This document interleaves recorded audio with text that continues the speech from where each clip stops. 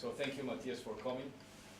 And yes. Okay, thank you, Marcelo, for inviting me. It's a great pleasure being here and talking about some aspects of my work. Marcelo asked me also to introduce concepts of phenotypic plasticity to this group, which I will do a little bit. If you are getting bored by this, just let me know and I continue with more empirical stuff. Anyway, the background is quite simple. For many years I was interested in how animals adjust to fluctuating environmental conditions.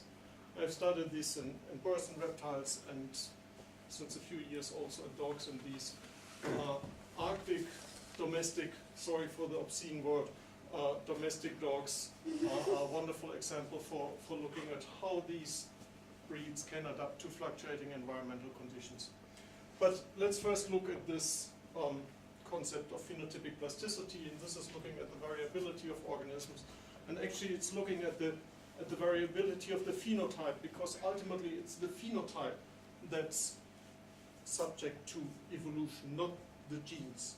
It's the final product, so the phenotype. And if you look how the phenotype or variance in phenotype, this is a very simple equation, but it's very basic to the concept of phenotypic plasticity and how animals adapt to environments. It's that the variance in the phenotype, so the differences actually between the individuals we observe in a population are composed, of course, of genetic variances and environmentally induced variances. And this equation, as simple as it is wonderful because it's additive on this side, and so you can simply solve it for either the environmental component or the genetic component of phenotypic, or of the variances in the phenotype.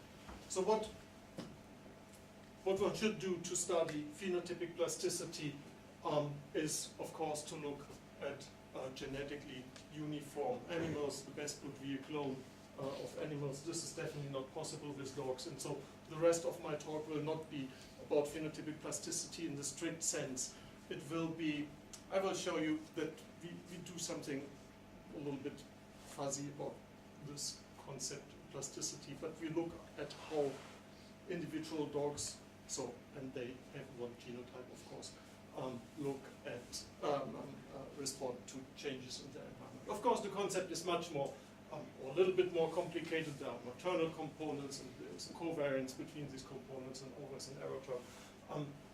I'm not going to talk about this. I just wanted to give you some very simple background on what happens. And in the end, this is a very, very old concept, and you're probably bored by seeing this old graph by Weddington.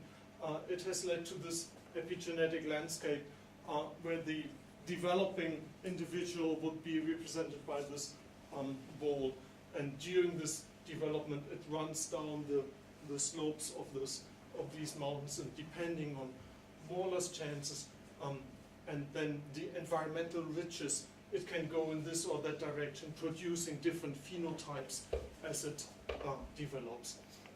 So this is one of the outcomes, that one genotype can produce different phenotypes during the development. And to give a definition of this phenotypic plasticity, we can say a genotype can produce different phenotypes according to variable environmental conditions. This is summarized in this concept of the epigenetic landscape or the reaction norms, and then of course a kind of aspect of the reaction norms is that some animals actually can, as adults, not during development but as adults, be plastic in their responses to the environmental changes, and this is what I'm going to talk about. But to give you one classic example here from a publication from Schmalhausen in the late 1940s, shows exactly what is meant with these reaction norms. Here we have an experiment on Drosophila that was raised under different temperatures as shown on this axis here, and then I simply counted the number of facets in their eyes, in the complex eyes, And each of these lines indicated with different symbols here is one genetically homogeneous strain of Drosophila, and you see that first of all different genetic strains respond differently to temperature, but also that within one strain you can produce different phenotypes just by exposing the individuals to different temperatures. So this is exactly what is meant, and if you look by phenotypic plasticity, that one genotype can produce different phenotypes here in this classical experiment with Drosophila. If you look at this, it's not very clear, but if you look at these crossing lines, then you get to this interesting point that two different genotypes, actually number 7 and 8 here, depending on the temperature, can produce identical phenotypes. A message that's certainly interesting, I guess, also for geneticists looking at differences. But anyway, I'm interested in dog physiology and morphology, being a functional morphologist by training, and we have been looking at these modern dogs that resulted from basically 10,000 or more years of domestication, and then 1,500 years of an intensive working relationship. By working relationship, I mean dogs in the Arctic working, sled dog pulling sledges, which is something that came up with the Thule culture about 1,500 years before present. But it's long enough, of course, to result in a very specific breed of dogs that has been selected for enduring physical work, extreme temperature tolerance, and high social integration with humans. As you may see here, they're extremely cooperative animals, except you wake them up early in the morning, what happened here, then they don't like it that much. But the interesting point here is, I have the same and I always hit the wrong button. The interesting point here is that they undergo extreme fluctuation between winter and summer conditions, and so they, for me, they presented themselves as an interesting model system to study phenotypic plasticity or kind of adaptability of these individuals to different conditions. In winter, as summarized here, they work hard. In some parts of Greenland where we have been working, if they use the sled dogs and they run an average of 60 kilometers a day with a speed of 10 kilometers per hour, but this can easily be 120 kilometers they run per day. The load they pull is not extremely high. It depends on, of course, on what's loaded on the sled. It's on with this load of 2 people and the sled of about 200 kilograms. It's 2 to 5 kilograms per dog. But if there are 2 walruses on the sled, it's a little bit more, of course. Temperature range between -20 to -40, so it's relatively mild Atlantic climate. And the food supply in winter is irregular, but of very high quality. And in the end, it's a balanced diet with balanced budget, energy budget, which means they do not lose or do not gain weight. In summer, it's the extreme opposite. They do not work at all. According to Greenlandic law, they have to be chained to the rocks. As you may see here, there are no rocks, but they're chained to the ground. They tolerate moderate temperatures, 5 to 10 degrees centigrade, and they're only intermittent feeding because, according to an old Greenlandic tradition, those who do not work shall not eat. They get food only when there's something left over. It's a topic we can discuss later. It's very problematic from many points of view. The food quality is low, and they're in general in a negative energy balance, so during summer they lose weight quite significantly. Our study sites were first in West Greenland and Kikatasuaq, but this is a place that has become a little bit adjusted to Western European style of living. So we moved to more northern regions, to Karnak, which is about 1,100 kilometers south of the North Pole and 1,200 kilometers north of Starck. This is one of the last places where you find the traditional Inuit hunters that use the sled dogs for long hunting trips. They actually go all this way to East Greenland, around the northern cap of Greenland, or they cross, of course, over to the Canadian part. Our field camp in winter is relatively simple, but I admit that we also have a wooden hut somewhere on the ground, solid ground. So, because the working situation in Greenland is a little bit extreme, not only for the dogs, also for us, we have similar experiments with on endurance training and muscle development in domesticated dogs. This is mainly on beagles and so-called FBI dogs, and this has nothing to do with the Federal Bureau of Investigation. This is a foxhound Labrador mix that's used in our veterinary department as a research animal. And we have some project where we look at effects of endurance training on dogs that have gotten a little bit on the chubby side, but I'm presenting mainly data on the Greenland project here today, just to show you that there are some applied aspects to the work we do in Greenland, which gives us an idea of how a very ancestral domesticated breed of dogs responds to these changes in environmental conditions. We do some respirometry to understand the energy metabolism of the dogs and to see if there are changes in the general energy metabolism between winter and summer. We do this with resting dogs. We use this respirometry mask, which gives very precise data. On running dogs, we can't use these masks because, first of all, we do not have that many, and second, they are quite delicate, and third, they are very expensive, and the simple bite of one of these dogs would destroy 35,000 euros. So we decided to use heart rate monitors to measure heartbeat frequency as an indirect measure of metabolic expenditure in combination with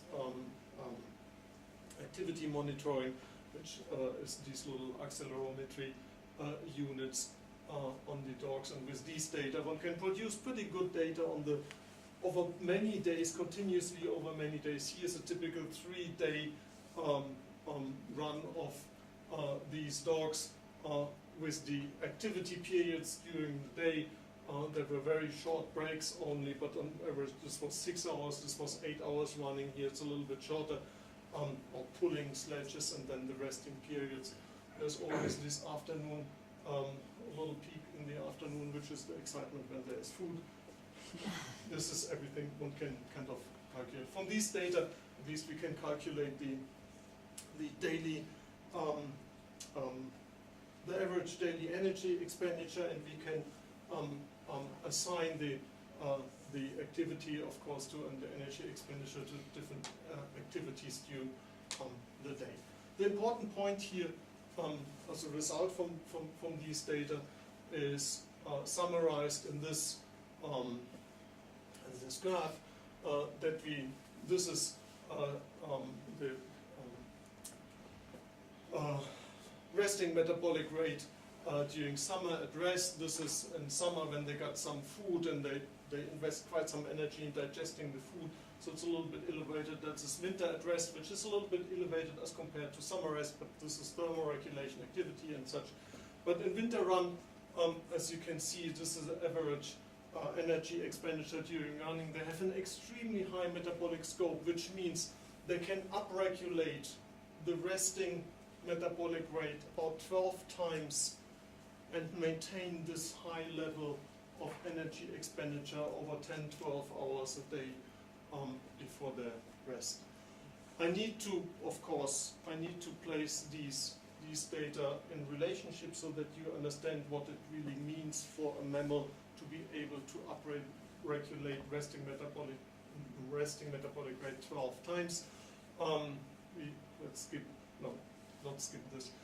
Let's first look at the beagles that never reach in different experimental setup, but also looking at the metabolic scope and how much they can upregulate. We get only about 5 times resting metabolic rate in these beagles as a more modern domestic breed. We have similar data for the FBI dogs, and we have similar data for the Labradors.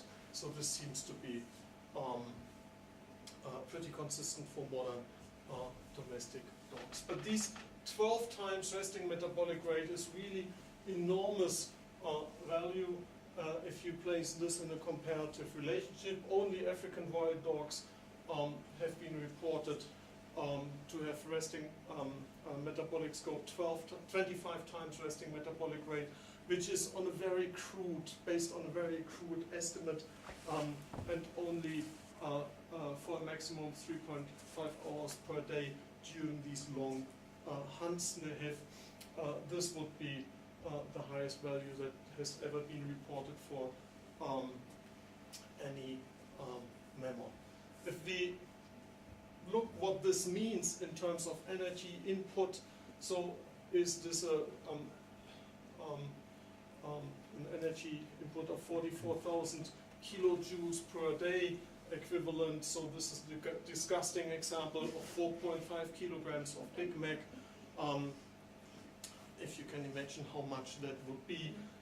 Serving size is 219 grams. This was a couple of years ago when I checked these data.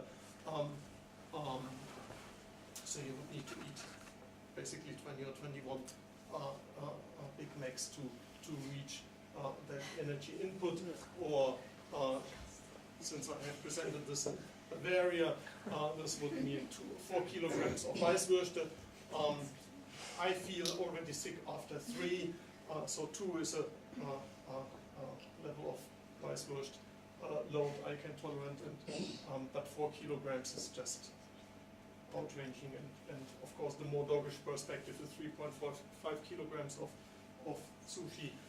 So just to give you an idea what energy kind of turnover they have per day, and to put this in even more in relationship with the metabolic scope, we can look at people, because we understand best what it means to race for so long. And if you look at Tour de France cyclists that have a similar workload, 8 to 10 hours a day, running at relatively high speed, they, or the maximum they can actually, they reach a maximum of 5.6 times resting metabolic rate, so half of what a sled dog can upregulate, and they are all under illegal drugs, as we know.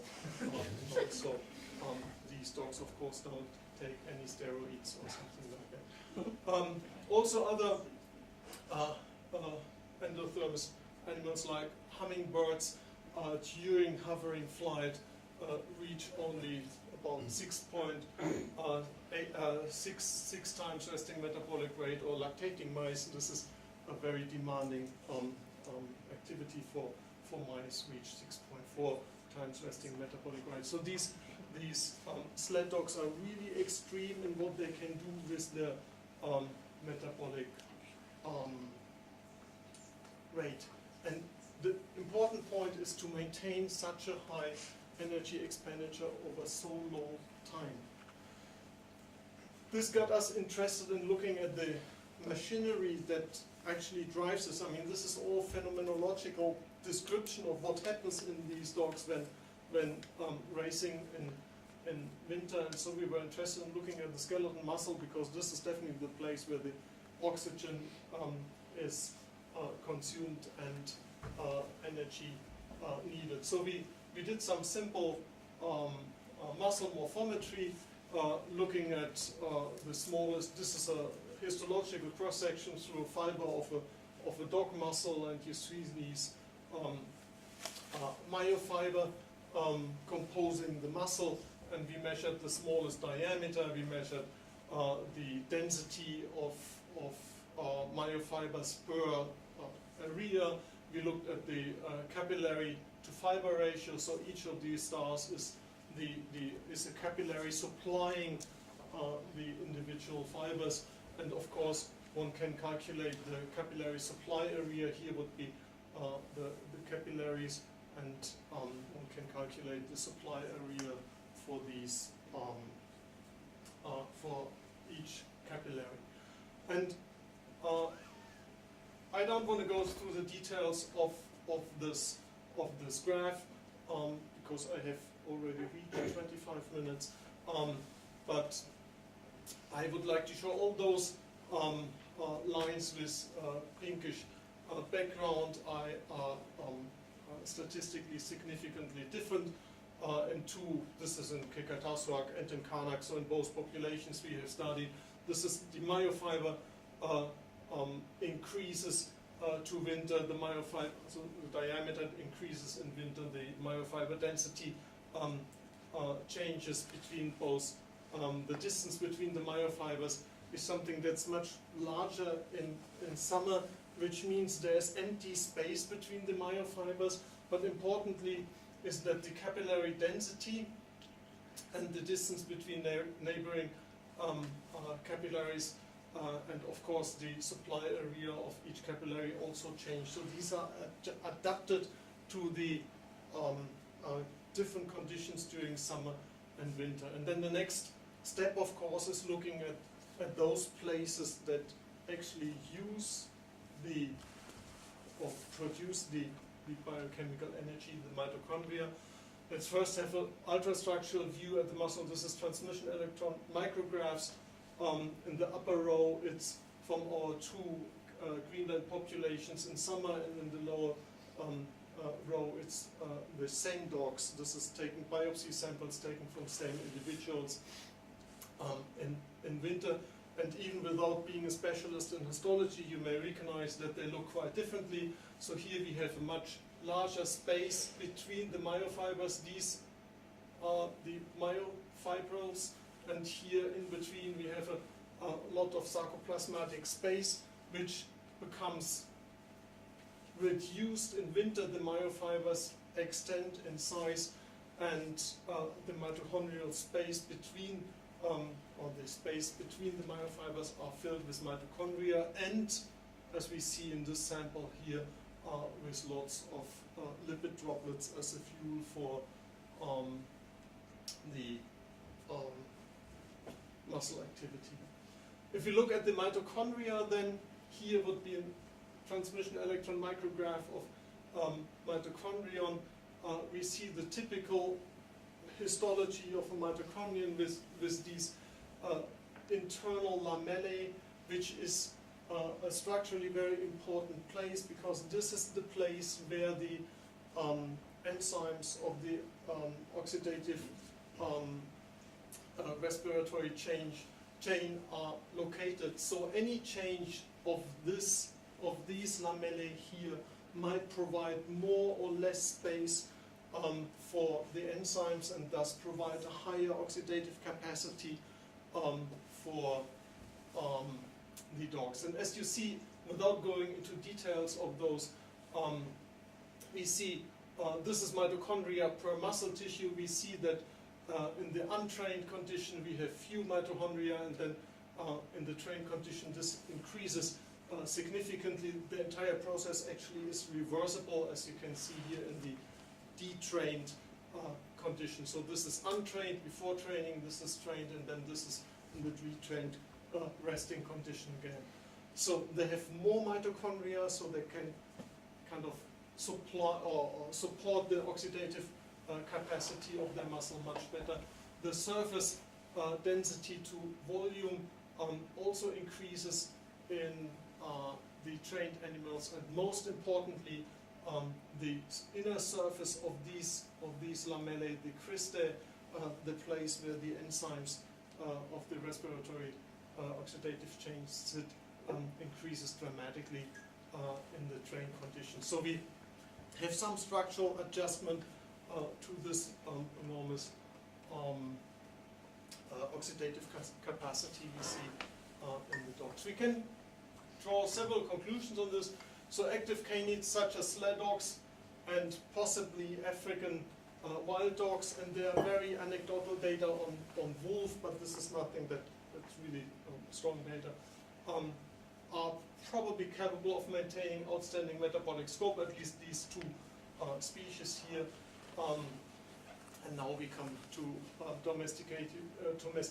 These high metabolic scopes in dogs are probably one of the attributes favoring their domestication as working animals under extreme environmental conditions, and then in a more modern environment, but this is very recent, of course, making them suitable as long-distance running athletes. We have never seen any cats doing something like that. Cats are ambush hunting predators. They would never be able to develop such metabolic scope. The high aerobic capacities probably evolved as part of the cursorial hunting strategies of dogs. That really follow their prey for long periods until the prey is exhausted, and then they can actually kill their prey. And this is very much in contrast to the ambush hunting of felids, which have never become domesticated as working animals, but of course have been domesticated for other reasons. And finally, the mitochondria are, in that context, the key organelles driving the oxidative endurance activity of the running dogs. We have shown that size, structure, distribution, and internal structure of the mitochondria adjust flexibly to these changing demands, and the overall changes of the mitochondrial shape and size and internal structure results in increased efficiency for oxygen use. And with this, I would like to thank my collaborators on this project, and you for patience. Thank you.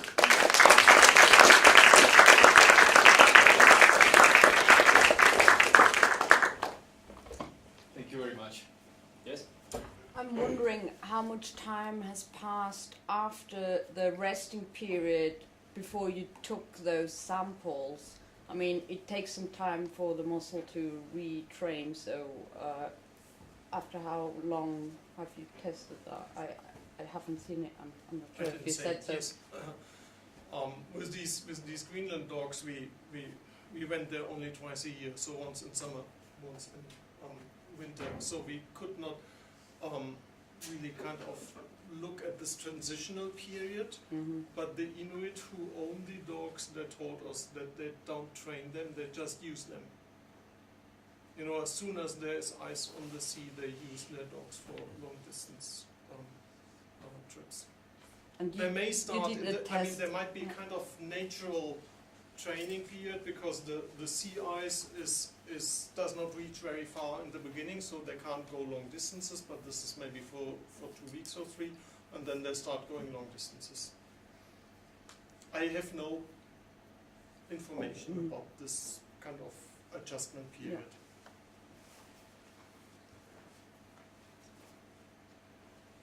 Please?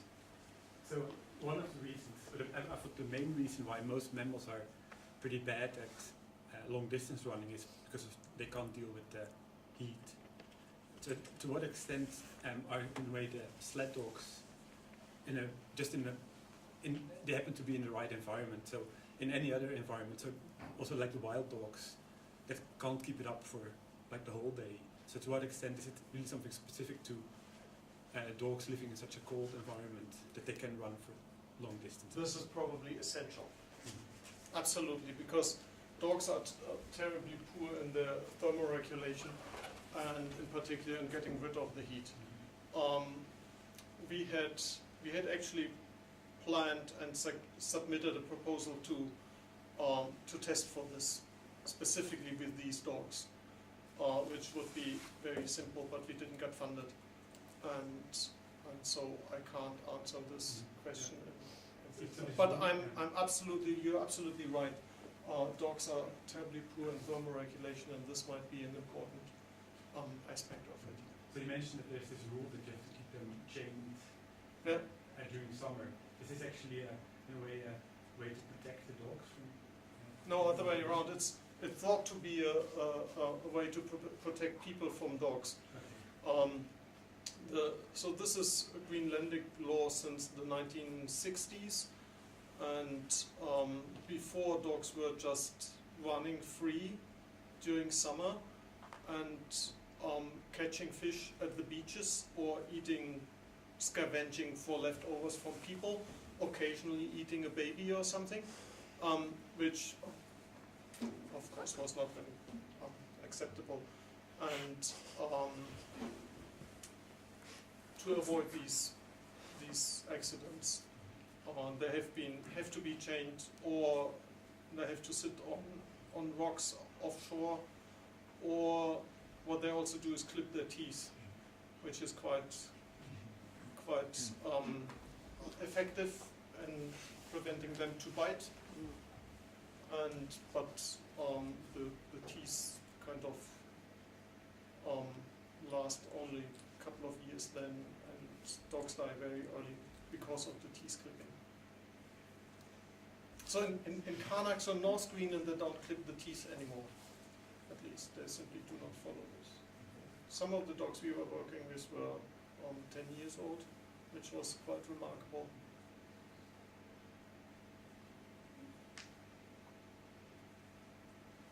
So my understanding is that, and maybe I'm completely wrong, Gregor can also help us here, that humans made it to this part of the world some 1,000 years ago.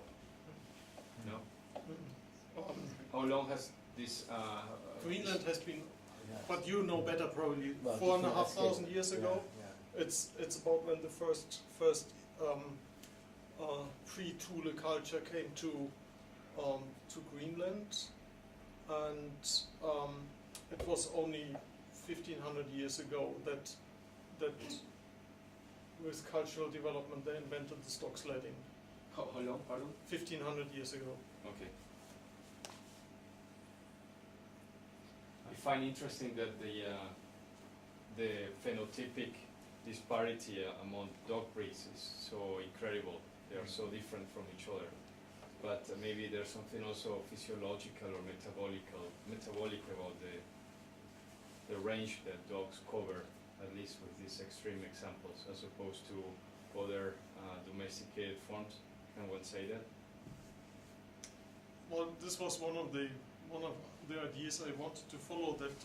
That the idea was that these wild canids have been naturally selected for high endurance and high sustained metabolic rate, because the cursorial hunters, and that this got lost during domestication. But it's basically impossible getting metabolic data from wild canids, and the only of these data from the African wild dogs, they're really crude estimates on the basis of activity patterns of these dogs and allometric regressions. So it's a very, very rough estimate, and there's nothing on any other wild canid species. There's one publication from the 1970s or something like that on metabolic rate in wolf, but it doesn't help. And I mean, of course, we thought on checking wolf in captivity, but all these wolf in captivity, they're just couch potatoes. You can't compare them with anything wild. And in the wild, it would be a capture-recapture experiment, and it would be doable, but it would be extremely demanding and require at least 2 helicopters, and I don't know how many people to do it, and it's, it's beyond the scope of basic research, I would guess.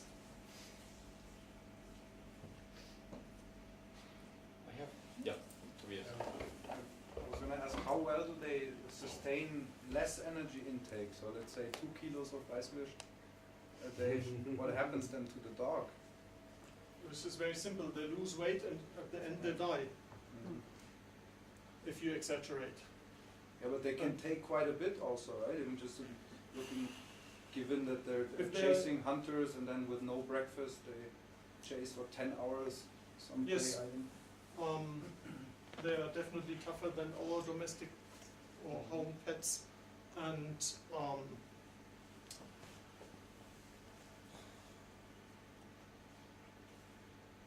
we have observed packs of dogs that were maintained very poorly by their owners and not getting food for 10 days. And then we went to the officials of that town to let people know, because we were kind of scared that they would die. They definitely tolerate long periods, but And there were still pulling sleds. no, in those days, no, they were not pulling sleds. And this is, I would say this is a very modern problem because the culture of dog sledding is deteriorating over Greenland.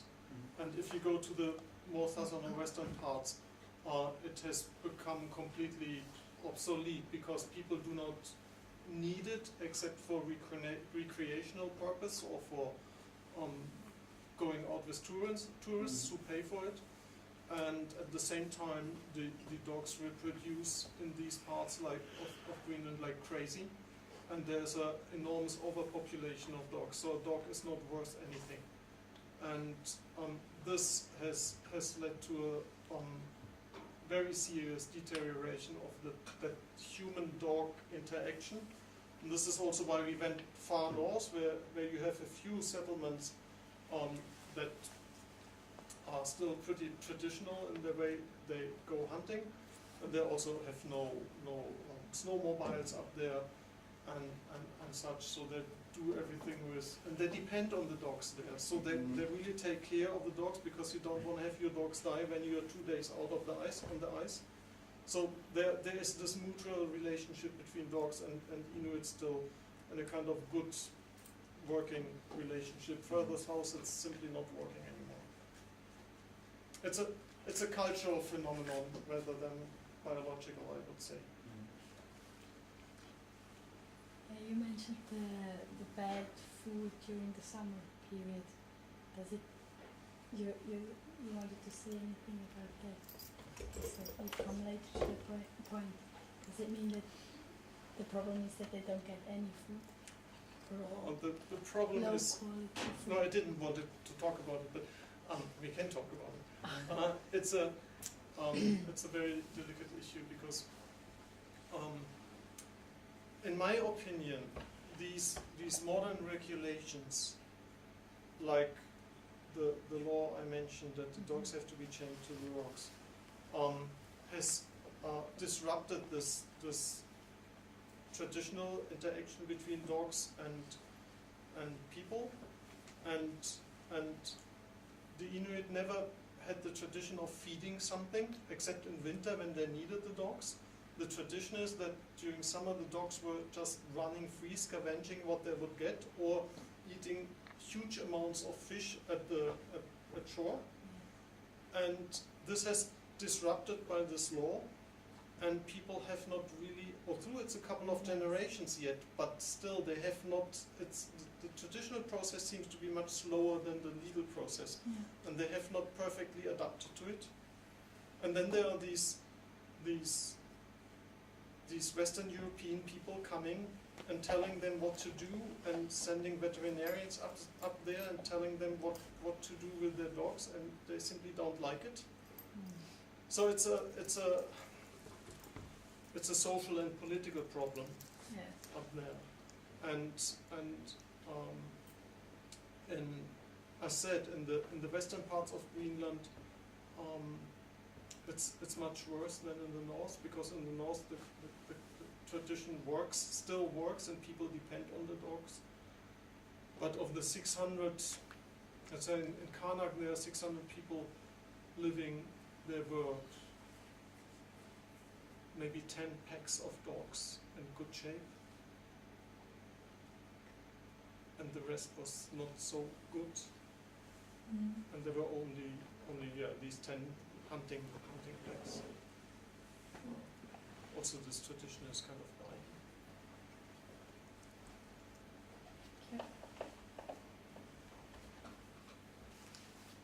Well, if there are no other questions, I'm sure that we will continue discussions during the apero. So thank you once again, Matthias, and thank you, Ray, as well.